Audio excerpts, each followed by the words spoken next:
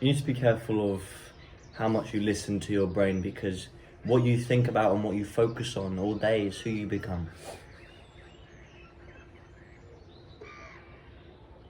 You embody the energy you're putting out there.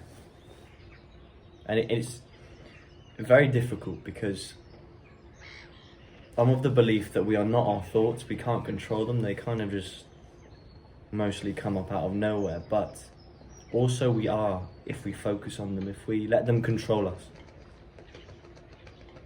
Being mindful, being present and being conscious of the type of thoughts we tend to get is very important. Because the human brain is very negative. I think it was something like 90% of the thoughts we get in a day are negative, and 85% of the thoughts we get are already thoughts we've had before. So it's the same old shit up here, going round. The same negativity. And that's for the average human brain, of course. I don't want to sound all doom and gloom. You can negate this if you meditate, practice gratitude, which is very important.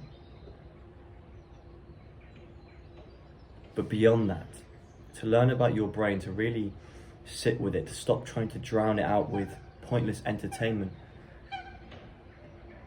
you can stop listening to it. There's been so many situations recently when my brain will do the usual thing. Maybe it's judging someone, or feeling anxious, or judging myself. And it can literally just be as simple as hearing the thought and just going, no, that's stupid.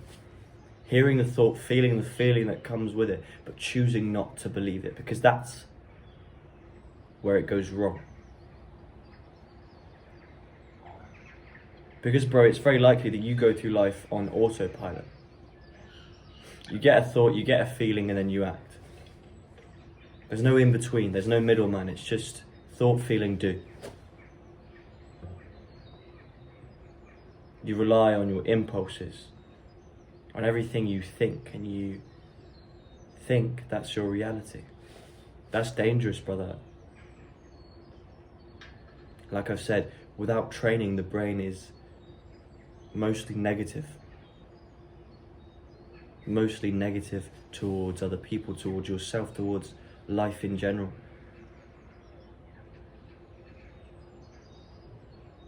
How do you think that's going to make you as a person?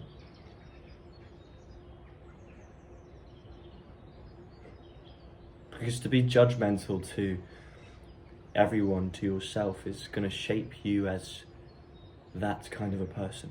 And you become that.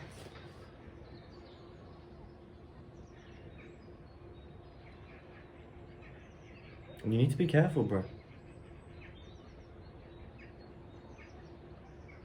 And it's difficult because sometimes the feelings that come paired with our thoughts are very, very strong.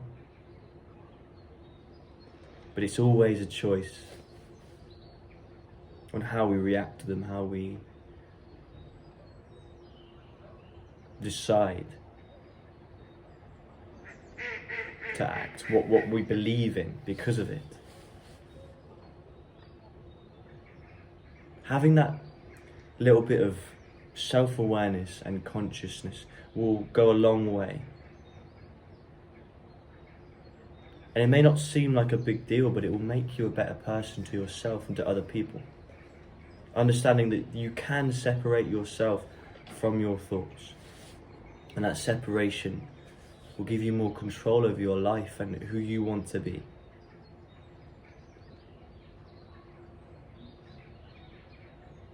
For example, you're having a conversation with someone, maybe it's your bro, and they tell you something they enjoy doing. And it's not something you enjoy doing, it might even be something that you look down upon. A non-conscious person would get the thought to look down on them, the feeling to look down on them, and they would just act. Maybe they would show some body language if they have self-awareness. Their energy would kind of close off. Or maybe if they're a real cunt, they would just shut that person down. I mean, I know joke is a joke, but you know what I'm trying to say. A conscious person who's trying to better themselves would feel the thought, feel the feeling, but say to themselves, why do I feel that way? Why do I feel like I'm superior to that person because they enjoy something?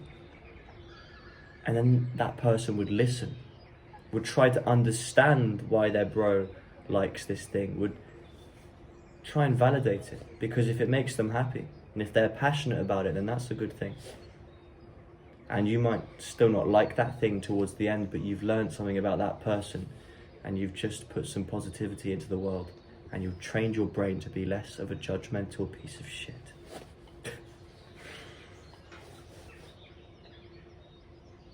For yourself as well. You look in the mirror, maybe you're training, you're going to the gym. You go to the gym, you see that it's completely rammed and busy. You get the thought of, it's too busy, we should go home when it's less busy. You get the feeling of anxiety and not wanting to be around it, and then you fuck off home. A conscious person trying to better themselves would get the thought, get the feeling, and then say, I can still work out here, it's just going to be more difficult. But I'll be more proud of myself for achieving it.